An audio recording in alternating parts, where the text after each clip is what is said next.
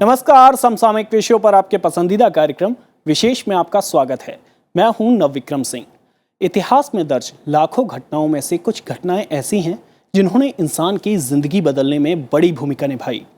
आसमान में उड़ने का ख्वाब पूरा होना कुछ ऐसा ही था जिसने जिंदगी की रफ्तार को नए आयाम दिए। अमेरिका के राइट बंधुओं ने पहला हवाई जहाज बनाकर दुनिया को हैरान कर दिया था। आज से 115 साल पहले 17 दिसंबर 1903 के दिन राइट बंधुओं ऑरविल और विल्बर ने विमान से सफल उड़ान भरी थी। हम कह सकते हैं कि इसी दिन से इंसानों को भी पंख लग गए। हालांकि हवाई जहाज के वाणिज्यिक इस्तेमाल में कई साल लगे। हवाई जहाज की खोज ने दुनिया के अलग अलग देशों की सामरिक नीतियां ही बदल दी। इंसान सिर्फ धरती पर ही सीमित नहीं रहा, अंतरिक्ष में भी पैर पसारने शुरू कर दिए। एविएशन का अगला पड़ाव ही अंतरिक्ष में इंसानों की मौजूदगी है। सफल स्पेस टूरिज्म तक जा पहुंचा है, जो आज के दौर में सफल स्पेस टूरिज्म की कोशिशें की जा रही हैं। आज विशेष में आपको उस पहली उड़ान के साथ ही छोटे से लेकर बड़े विमान तक के सफर के बारे में बताएंगे। इसके बाद ही युद्ध में इस्तेमाल होने वाले लड़ाकू विमानों के बारे में भी जानेंगे और अंतरिक्ष में पर्यटन की संभावनाओं को तलाशेंगे। तो आइए शुरू करते हैं आज का विशेष।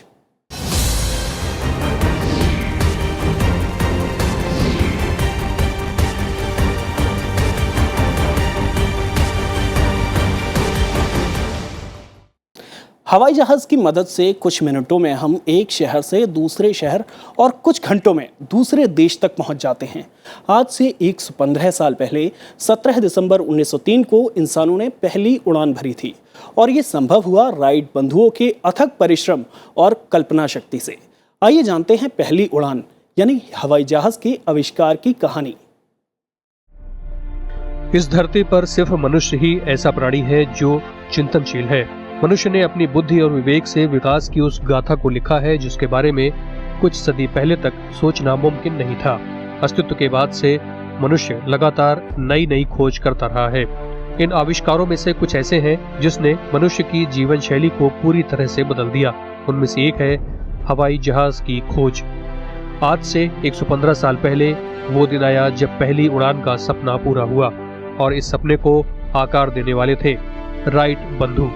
जी हाँ, हम बात कर रहे हैं अमेरिका के ऑरविल राइट और विल्बर राइट की। यही दो शख्स हैं जिनकी कल्पनाओं की उड़ान ने हवाई जहाज को जन्म दिया।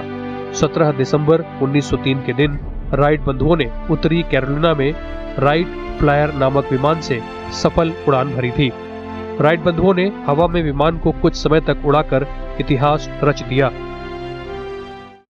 जो कहलाता है अंग्रेजी में कि हवाई जहाज हवा में उड़ सकता है। पहले तो खाली हमने सुना था कि जो उसमें रामायण में आता है कि श्रीलंका से विमान में वापस आए थे लोग, श्री रामचंद्र और सब। पर अब राइट ब्रदर्स ने 115 साल पहले दिखाया कि आदमी असल में उड़ सकता है। 1 मिनट के लिए उड़े थे वो खाली, और अब देख रहे हैं कि 14 घंटे की फ्लाइट एक दुनिया की एक तरफ से दूसरी तरफ चली जाती है, डायरेक्ट नॉन स्टॉप। पहली उड़ान यानी हवाई जहाज के आविष्कार की कहानी बेहद दिलचस्प है। राइट बंधुओं में बड़े थे विल्बर राइट, जिनका जन्म 16 अप्रैल 1867 को डॉयटन में हुआ था। छोटे भाई ऑरविल राइट का जन्म 19 अगस्त 1871 को हुआ। उनके पिता मिल्टन राइट अमेरिका के हंटिंगटन स्थित यूनाइटेड ब्रदरन चर्च में बिशप के पद पर कार्यरत थे। राइट बंधु बचपन से ही कल्पनाशील थे। दोनों ने बचपन से ही कल्पनाओं की उड़ान में हवाई जहाज बनाने का सपना देखना शुरू किया था। पिता बच्चों के लिए तरह तरह के खिलौने लाते थे। एक बार मिल्टन राइट ने खिलौना के तौर पर मशीनी हेलीकॉप्टर लाकर दिया, जिसे देखकर राइट बंधु बहुत प्रभावित हुए। इस खिलौने ने दोनों भाइयों को असली का उड़ान यंत्र बनाने के लिए प्रेरित किया। कागज, रबर और बांस का बना हुआ ये खिलौना हेलीकॉप्टर फ्रांस के एरोनॉटिक विज्ञानी अल्फोंसे पेनाउट के एक आविष्कार पर आधारित था। दोनों भाइयों में इस खिलौने को लेकर जबरदस्त उत्सुकता थी। दोनों रात दिन इस खिलौने से तब तक खेलते रहे जब तक ये टूट नहीं गया। इसके बाद दोनों भाइयों ने कुछ दिन पतंग बनाने का काम किया और उड़ान मशीन बनाने के बारे में सोचने लगे। उन्होंने अपना एक अखबार निकाला और इसी दौरान ऑरविल ने अपने डिजाइन की एक प्रिंटिंग प्रेस बना डाली। 1982 में अमेरिका में साइकिल बहुत प्रचलित थी। राइट बंधु खुद बहुत अच्छे चालक और मैकेनिक थे। उन्होंने साइकिल के धंधे में हाथ आजमाने की सोची और ऑर्डर पर खुद साइकिल बनाकर बेचने लगे। उनकी cycle brand Van Cleve, Wright Special और सेंट कलियर नाम से खूब बिकी। इससे अपने सपनों को साकार करने के लिए उन्होंने खूब धन जमा कर लिया। इसके बाद वे पक्षी उड़ान, ग्लाइडिंग जैसे पहलुओं पर अध्ययन करने लगे। 17 दिसंबर 1903 को ऑरविल राइट ठीक सुबह 10:35 पर अपने बनाए हवाई जहाज में सवार हुए। उन्होंने 12 सेकंड तक उसे उड़ाया और 120 फीट की दूरी तय की। उसी दिन चौथी टेस्ट लाइट में विल्बर राइट 59 सेकंड तक हवा में रहे और 852 फीट की दूरी तय की। इस तरह से 17 दिसंबर 1903 को पहली बार पूर्ण नियंत्रित मानव हवाई उड़ान को सफलतापूर्वक अंजाम दिया गया। राइट बंधु साइकिल की संरचना को ध्यान में रखकर अलग अलग कलपुर्जा जोड़कर हवाई जहाज का विकास करते रहे। उन्होंने कई बार हवा में उड़ने वाले ग्लाइडर बनाए और अंत में जाकर हवाई जहाज बनाने का उनका सपना पूरा हुआ। दोनों ने 1900 से 1903 तक लगातार ग्लाइडरों के साथ परीक्षण किया था। विवाद ये हुआ था कि 3-4 शर्तें थी कि वो एक जगह से अगर उड़े तो उससे नीचे नहीं उतरेंगे, उससे ऊंचाई पर उतरेंगे या ऊपर चढ़ के उतरेंगे। और दूसरी बात ये थी कि कितनी देर में करेंगे। ये सब कुछ कंडीशंस लगाई गई थी, लेकिन इन सब कंडीशंस के बावजूद हम इस बात से नहीं हट सकते कि उन्होंने पहली मैन्ड उड़ान भरी थी। राइट बंधुओं ने जैसे ही पहली उड़ान भरी, दुनिया के लिए ये कौतूहल का विषय बन गया। इनके आविष्कार को लेकर काफी विवाद भी हुए। फ्रांस की कंपनी ने भी इस तरह का आविष्कार करने का दावा किया, लेकिन 1908 में पूरी दुनिया ने राइट बंधुओं के आविष्कार को मान्यता दे दी। राइट बंधुओं ने हवाई जहाज के निर्माण में वर्षों मेहनत की थी। वर्तमान में यातायात को सुगम बनाने वाला हवाई जहाज जैसा यंत्र उनकी वर्षों की कड़ी मेहनत का परिणाम है।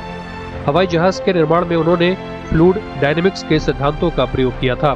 राइट बंधुओं की कोशिश थी कि किस तरह इस यंत्र को गुरुत्वाकर्षण बल से नीचे खींचे जाने से बचाया जा सके। इसके लिए उन्होंने बार बार प्रयोग किए। हवाई जहाज का वजन बार बार कम किया ताकि हवा इसे खींच न ले जाए। उन्होंने इसके उड़ान की दिशा सही और संतुलित करने के लिए 3 एक्सिस कंट्रोल थ्योरी का प्रयोग किया और अंत में सफल रहे। 1903 का वो एक्सपेरिमेंट आज आपको ले आया है, जिसमें 787 में आप 600 आदमी एक साथ उड़ के जा सकते हैं और उस 2 इंजन के जहाज में आप पूरा अटलांटिक पार कर सकते हैं। इसके पहले ये अलाउ नहीं किया जाता था इन जहाजों को अटलांटिक पार करना, और उनमें 4 इंजन लगाना आवश्यक था। आपको याद होगा 747 जो उड़ते थे उनमें 4 इंजन होते थे, लेकिन जब ये नए जहाज आए 787 और एयरबस का ही सिमिलर 380 है शायद, वो भी जाने लगे। राइट बंधुओं ने अपने प्रयोग जारी रखे और राइट कंपनी की स्थापना की। 30 मई 1912 को विल्बर राइट का निधन हो गया। अपनी विरासत को आगे बढ़ाते हुए ऑरविल ने उड़ान व्यवसाय को पंख लगा दिए। 1916 में उन्होंने अपनी राइट कंपनी बेच दी और खुद को हवाई जहाज से जुड़े आविष्कारों में लगा दिया, जिनसे उन्हें पहचान मिली थी। उन्होंने एक एरोनॉटिकल लेबोरेटरी की भी स्थापना की। Orville right national advisory committee for aeronautics यानी नाका के संस्थापक सदस्य थे। 1958 में नाका का नाम बदलकर नासा यानी national aeronautics and space agency कर दिया गया।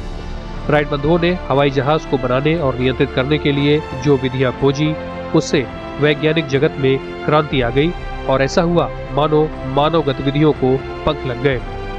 लीना शर्मा के साथ ब्यूरो रिपोर्ट, राज्यसभा टीवी। यात्री विमान का इतिहास अपने आप में काफ़ी दिलचस्प है।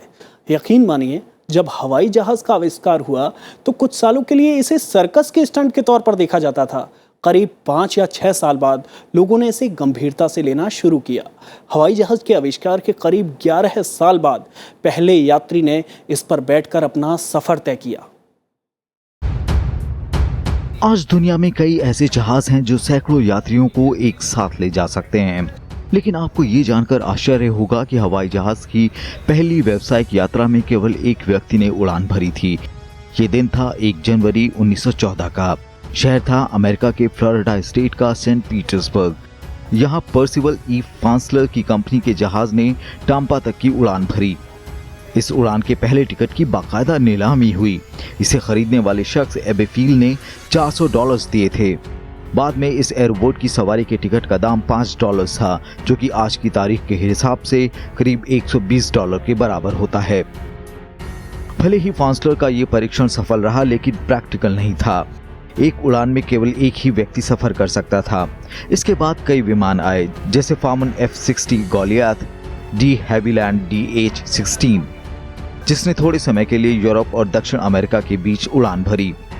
विकर्स 66 वेमी कमर्शियल, इस 2 इंजन वाले विमान का उपयोग यूरोप, रूस और चीन में हुआ। लगभग पूरी दुनिया में कुछ सालों तक हवाई जहाज हद से हद डबल सीटर रहे। उनका इस्तेमाल डाक के लिए किया जाता रहा। 15 मई 1918 में अमेरिका में नेशनल एयरमेल सर्विस लॉन्च की गई। ये सेवा न्यूयॉर्क से वॉशिंगटन DC के लिए थी। इसमें आर्मी के एयरक्राफ्ट्स और पायलटों को काम पर लगाया गया। इस बीच पहला यात्री विमान आया, जंकर्स F-13। जर्मनी में बने इस विमान में सिर्फ धातु का उपयोग किया गया था और इसमें 4 लोगों के बैठने की जगह थी। इसके बाद फॉकर F-2, हैंडली page W-8, फॉकर F-3, ब्लेरॉयड स्पैट 33, de Havilland DH-34 जैसे विमान आए। लेकिन 1923 में आए सुपरमरीन सी ईगल ने पहली बार इंग्लिश चैनल को पार किया। इस विमान में 6 लोगों की बैठने की जगह थी। इसके बाद जंकर G-23, G-24 विमान आए, जिन्होंने यात्री विमान श्रृंखला को आगे बढ़ाया। इसके बाद पैसेंजर एयरलाइंस का जमाना आया और 1919 में दुनिया की पहली airlines KLM royal Dutch airlines का जन्म हुआ। 1920 में इसने एम्स्टर्डम से लंदन के बीच पहली उड़ान भरी। ये एयरलाइंस आज भी ऑपरेशनल है। 1920 से 1930 के दशक के बीच विमानों के कई मॉडल्स आते रहे। इसमें कई यात्री विमान थे। इन विमानों के विकास में प्रयास किया गया कि इनकी गति बढ़ाई जाए और यात्रियों के बैठने के लिए जगह का इंतजाम किया जाए। 30 का दशक आते आते यात्री विमान के क्षेत्र में क्रांति आने लगी थी। ब्रिटेन की इंपीरियल एयरलाइंस के जहाज आर्मस्ट्रांग व्हाइटवर्थ में 17 लोगों के बैठने की जगह थी। 1934 में इंपीरियल एयरलाइंस ने आर्मस्ट्रांग व्हाइटवर्थ का एक और स्वरूप पेश किया, जिसमें 34 यात्री एक साथ सफर कर सकते थे। आर्मस्ट्रांग व्हाइटवर्थ के रिकॉर्ड को 1939 में बोइंग ने तोड़ा। उसने पैन अमेरिकन एयरवेज के लिए बोइंग 314 क्लिपर विमान तैयार किया। ये विमान 74 लोगों को एक साथ ले जा सकता था। इस दशक में de Havilland, Dewoitine 338, Douglas DC-1, Douglas DC-2, Focke Wulf 200, Condor, Fokker F-36, Fokker F-22 जैसे विमान भी कई एयरलाइंस की फ्लीट में शामिल थे, जो 10 से लेकर 40 यात्रियों को एक साथ ले जाने में सक्षम थे। 40 के दशक में विमानों ने रफ्तार के रिकॉर्ड बनाने शुरू किए। आर्वो लैंकास्ट्रियन 275 मील प्रति घंटे की रफ्तार से उड़ सकता था, हालांकि इसकी यात्री क्षमता कम थी। 1949 में बोइंग का बोइंग 377 स्ट्रैटोक्रूजर विमान बाजार में आया। ये एक शाही सवारी थी, जिसमें करीब 84 लोग बैठ सकते थे। इस विमान की स्पीड थी 285 मील प्रति घंटे। बोइंग के जवाब में 1946 में डगलस ने अपना विमान DC-6B उतारा, जो 82 सवारियों को एक साथ ले जा सकता था। इस दौरान Handley Page Hermes 4, Ilyushin IL-14, Lockheed L049, L749 Constellation, Martin 202 और विकर्स आर्मस्ट्रांग वाइकिंग 1B जैसे विमान भी कई एयरलाइंस में शामिल किए गए। विमान क्षेत्र में एक बड़ा कदम तब लिया गया जब बोइंग ने 1959 में अपना विमान 707-138 लॉन्च किया। इस विमान में 100 से ज्यादा लोग बैठ सकते थे और ये 550 मील प्रति घंटे की रफ्तार से उड़ सकता था। इस श्रेणी का पहला विमान क्वांटस एयरलाइंस के पास आया। इस दौरान बोइंग 707 सीरीज का एक और विमान 320 लॉन्च किया गया।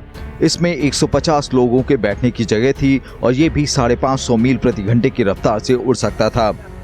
इसी समय डगलस, फॉकर और इलिनॉयस ने भी अपने नए विमान बाजार में उतारे। ये तकनीक के हिसाब से बेहतर तो थे, लेकिन गति और क्षमता के विस्तार इनमें कम ही था। 1962 में बोइंग ने एक बार फिर गति के रिकॉर्ड को अपने विमान 720 से तोड़ा। 100 यात्रियों वाला ये विमान 610 मील प्रति घंटे की रफ्तार से उड़ सकता था। इसके बाद बोइंग ने 727 सीरीज के कई विमान जैसे 100, 200 ADV लॉन्च किए। लेकिन 1969 का साल बोइंग के लिए काफी अहम था। इस साल उसने अपनी 747 सीरीज का पहला एयरक्राफ्ट लॉन्च किया जो 385 यात्रियों को ले जा सकता था, वो भी 583 मील प्रति घंटे की रफ्तार से। इस बीच विकर्स आर्मस्ट्रॉन्ग वाइकिंग 1B ने रफ्तार के मामले में 600 मील प्रति घंटे का भी आंकड़ा पार कर लिया था। 1970 में पहली बार कॉन्कॉर्ड के प्रोटोटाइप का प्रदर्शन हुआ। ये विमान 1357 मील प्रति घंटे की रफ्तार से उड़ सकता था। 1975 में इस विमान को यात्री सेवा के लिए ब्रिटिश एयरवेज और फ्रांस एयरवेज में शामिल कर लिया गया। इस बीच एयरबस ने 1972 में अपनी मौजूदगी दर्ज कराई जब उसने एयरबस A300 B4 विमान का प्रोटोटाइप फॉर्मबर्ग एयर शो में प्रदर्शित किया। जल्द ही ये विमान कई एयरलाइंस की फ्लीट में शामिल हो गया। अब बारी थी बोइंग 747 सीरीज के नए विमान 400 की। इसमें 4 रोल्स रॉयस इंजन लगे थे। यात्री क्षमता थी 366 और अधिकतम गति थी 583। ये डबल डेकर विमान था। ये जमाना कोल्ड वॉर यानी शीत युद्ध का था। जब पश्चिमी देशों में कॉन्कॉर्ड तैयार कर लिया गया तो भला रूस कैसे पीछे रह सकता था। उसने भी 1451 मील प्रति घंटे की रफ्तार से उड़ने वाला अपना सुपरसोनिक विमान टुपोलेव Tu-144 तैयार किया। हालांकि ये सफल नहीं हो सका और किसी एयरलाइंस ने इसे नहीं खरीदा। 80 का दशक एयरबस के नाम रहा। इस दौरान उसने एयरबस A300-600 लॉन्च किए जिन्हें एयरलाइंस ने हाथों हाथ लिया। बोइंग भी बड़े विमानों की कवायद में आगे बढ़ता रहा। उसने 747 सीरीज का एक और विमान 300 का प्रोटोटाइप दिया जो 400 यात्रियों को ले जाने की क्षमता रखता था। 90 के दशक में एयरबस ने A318, A319, A330 और A340 विमान बाजार में उतारे जो 100 से 300 व्यक्तियों को एक साथ ले जा सकते थे। इनकी तकनीक और रखरखाव की बेहतर सुविधाओं के चलते ये दुनिया भर के एयरलाइंस के बेड़ों में शामिल हो गए। आधुनिक विमानों की ताज़ा तरीन लिस्ट में बोइंग का ड्रीमलाइनर और एयरबस का A380 है। ड्रीमलाइनर जहां बेहतर एयर प्रेशर और लंबी दूरी के सफर के लिए बेहतरीन एयरक्राफ्ट है, वहीं A380 में करीब 850 यात्री एक साथ सफर कर सकते हैं।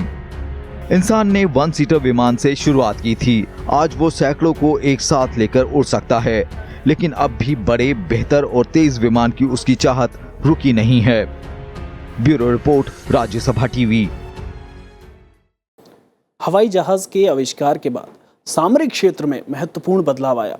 अलग अलग देशों में वायुसेना के गठन का रास्ता साफ हो गया। पहले और दूसरे विश्व युद्ध में लड़ाकू विमानों की निर्णायक भूमिका रही। मौजूदा समय में वायुसेना किसी भी देश की सुरक्षा के लिए बेहद अहम है।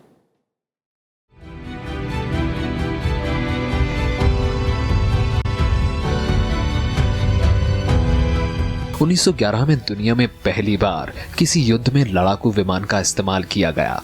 तुर्की इटालियन युद्ध के दौरान लीबिया से इटली के एक पायलट ने टर्की का सैनिक सर्वेक्षण करते हुए उड़ान भरी, जिसके बाद उसी साल 1 नवंबर को लीबिया में टर्की की सेना पर इसी तरह के लड़ाकू विमान से पहली बमबारी की गई थी। इसके बाद युद्धक विमान की मांग के साथ इसके आधुनिकीकरण पर खासा जोर दिया गया। द्वितीय विश्व युद्ध आते आते लड़ाकू विमान निर्णायक भूमिका में उभरे। किसी भी नौसेना के लिए अब बड़ी तोपों से ज्यादा पानी के जहाज से उड़ान भर सकने वाले छोटे फाइटर प्लेन अहम हो चले थे। जापान ने अपने नौसैनिक बेड़े में 1941 में अमेरिकी अड्डे पर्ल हार्बर में जो तबाही मचाई, उसकी कहानी सुनकर आज भी रोंगटे खड़े हो जाते हैं। जापान ने बिना किसी को भनक लगे 6 युद्धपोतों को बेस बनाकर 350 से ज्यादा एयरक्राफ्टों के साथ पर्ल हार्बर पर हमला बोल दिया। अमेरिकी सेना बेखबर थी। नतीजा ये हुआ कि अमेरिका को कई नौसैनिक जहाजों को पूरी तरह से खोना पड़ा, तो कई पूरी तरह से तबाह हुए। दिसंबर 1943 में मस्टैंग विमानों ने जर्मनी में घुसकर हमले शुरू कर दिए। P-51 मस्टैंग लड़ाकू विमान इतने सफल रहे कि एक 51 मस्टैंग विमान खोने के बदले उसने दुश्मनों के 19 विमान तबाह किए। इसने द्वितीय विश्व युद्ध में लड़ाकू विमानों की ताकत में बड़ा अंतर पैदा कर दिया।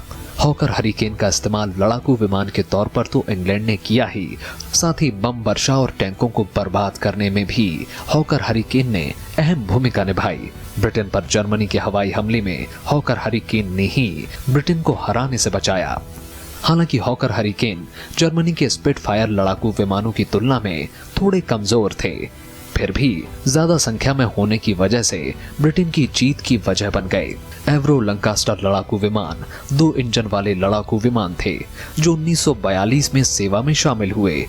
एवरो लंकास्टर बॉम्बर विमानों ने कई विशेष हवाई हमलों में ब्रिटेन की तरफ से मुख्य भूमिका अदा की। हालांकि ये ज्यादा सफल इसलिए नहीं हुए। ब्रिटेन ने कुल 7000 एवरो लंकास्टर बम्बर विमानों को बनाया, जिसमें से लगभग आधे द्वितीय विश्व युद्ध में दुश्मनों द्वारा मार गिराए गए। फिर भी एवरो लंकास्टर बॉम्बर विमानों ने ब्रिटिश वायुसेना को काफी ताकत दी। हिरोशिमा और नागासाकी में युद्धक विमानों की भूमिका निर्णायक साबित हुई। तो अब फाइट होगी एयरफोर्स के बीच में। एयरफोर्स में पायलट्स होते हैं। उसके बाद अब ड्रोन शुरू हो गया। ड्रोन क्या होता है? Unmanned aircraft. अनमैन्ड मतलब पायलट नहीं बैठा है, कोई बैठा हुआ है कमरे में, कंप्यूटर में बैठा हुआ है, वो यहां से उड़ा रहा है और बॉम्ब कर रहा है 5000 किलोमीटर दूर और किसी कंट्री में। सारा यहां से जीपीएस के थ्रू नेविगेट कर रहा है। तो ये एक नया वॉरफेयर शुरू हो गया है और हो रहा है, ये तो असली में हो रहा है।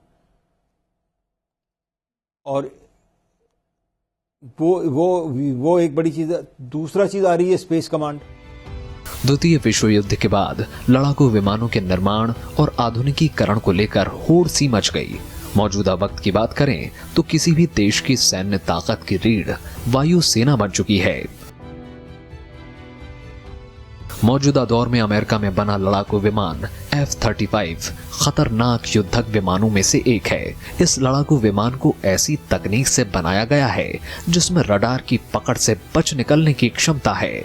रडार में ना देखने की वजह से यह शत्रु के विमानों को कम वक्त में गिरा सकता है। इसमें खास सेंसर लगे हैं जिसके कारण डेटा जल्द से सैन्य कमांडर के साथ साझा किया जा सकता है।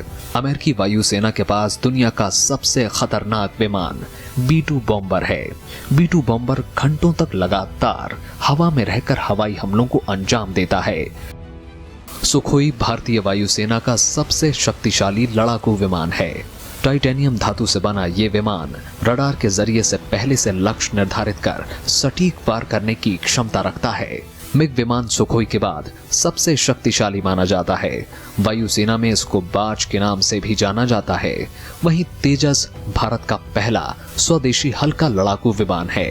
यह चौथी पीढ़ी का विमान है जो हल्का होने के साथ ही अपनी रफ्तार से दुश्मन को चकमा देने में माहिर है। राफेल के शामिल होने से भारतीय वायुसेना की ताकत में और इजाफा होगा। लीना शर्मा और आकाश पोपली के साथ ब्यूरो रिपोर्ट, राज्यसभा टीवी। हवाई जहाज का निर्माण आगे चलकर अंतरिक्ष अनुसंधान के लिए भी मील का पत्थर साबित हुआ। हवाई जहाज से शुरू हुआ सफर अब स्पेस टूरिज्म तक पहुंच गया है। चलते चलते आपको छोड़ जाते हैं अंतरिक्ष अनुसंधान से जुड़ी इस रिपोर्ट्स के साथ। पहले तो मनुष्य उड़ने के बारे में सोचता तक नहीं था, लेकिन 17 दिसंबर 1903 को जब राइट बंधुओं ने पहली उड़ान भरी तो उसके बाद मनुष्य के कदम सिर्फ जमीन तक ही सीमित नहीं रहे। आसमान से होता हुआ ये सफर अंतरिक्ष में पहुंच गया। अब स्पेस टूरिज्म की बात होने लगी। इसके लिए कई देशों के वैज्ञानिक और स्पेस एजेंसियां लगातार प्रयासरत हैं, जिससे वाणिज्यिक स्तर पर अंतरिक्ष पर्यटन हो। अब तो निजी कंपनी के जरिए भी किसी शख्स को अंतरिक्ष भेजा जा सकता है। कमर्शियल स्पेस टूरिज्म की दिशा में रिचर्ड ब्रेंसन की space flight company virgin galactic ने बड़ी उपलब्धि हासिल की है। वर्जिन गैलेक्टिक ने पिछले हफ्ते VSS यूनिटी यानी स्पेशियस 2 का सफल परीक्षण किया और उसे कैलिफोर्निया के मोजेब रेगिस्तान से छोड़ा गया और सुरक्षित रूप से वापस भी लौटा। इस यान ने 82 किलोमीटर की ऊंचाई तक की उड़ान की, जिसके बाद उसने नीचे उतरना शुरू किया और कुछ ही मिनटों के अंदर रनवे पर सुरक्षित लैंड हो गया। वर्जिन गैलेक्टिक कंपनी का लक्ष्य है कि वो अपने उपभोक्ता को एक ऐसे रॉकेट में बिठाकर अंतरिक्ष में भेजें जो एग्जीक्यूटिव जेट के साइज का होगा और उसमें एक बार में 6 पैसेंजर बैठ सकेंगे। अभी तक करीब 700 लोगों में से हर शख्स ने टिकट के लिए 1.75 करोड़ रुपए दिए हैं। भारत की नजर भी स्पेस टूरिज्म पर है। इसरो के चेयरमैन K. Sivan ने हाल ही में कहा था कि स्पेस टूरिज्म एक उभरता हुआ क्षेत्र है और इसरो निश्चित रूप से आने वाले समय में इस क्षेत्र को एक्सप्लोर करेगा। उन्होंने कहा था कि स्पेस टूरिज्म के लिए इसरो को स्पेस में जाने और वापस आने की क्षमता को विकसित करना होगा। माइनस ग्रेविटी से आप कैसे डील करेंगे? जब जमीन पर रहते हो तो आपको जितना वजन होता है उतनी ग्रेविटी होती है। हवाई जहाज में जब आप उड़ने लगते हो तो हवाई जहाज जब मुड़ता है तो आप अपने को बोझिल समझते हो, वो ग्रेविटी की फीलिंग है। बट ह्यूमन बॉडी 4 या 8 जी से ज्यादा झेल नहीं सकती। लेकिन अगर बिल्कुल ग्रेविटी ना हो तो उससे बॉडी को क्या असर पड़ेगा ये वक्त दिखाएगा। और अभी तक जितना भी हमारा अनुभव है वो एस्ट्रोनॉट्स के द्वारा है। स्पेसएक्स और एक्सियोम स्पेस जैसी कंपनियां लोगों को स्पेस में ले जाने के सपने को साकार करने के लिए पूरी तैयारी में जुटी हैं। आकाश पोपली, राज्यसभा टीवी।